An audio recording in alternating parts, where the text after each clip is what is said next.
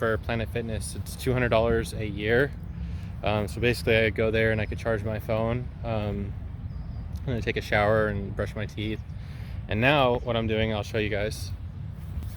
So while I'm in the shower, I got a little, like a spaghetti strainer. It costs like $1. So now I put my clothes in there, and I use a little bit of laundry detergent, and I wash my clothes, and then I wring them out while I'm in the shower. And then I just come out here to the park and I'm letting them dry. So I'm just gonna probably rotate between 2 different pairs of clothes every day, so I could take a shower every day and have a clean pair of clothes every day. Though I might wash my pants every other day. I think that's okay to wash your pants every other day, but I'm not sure. Well, whatever, all right, that's it for the video today. I just wanted to keep you guys updated with my homeless situation.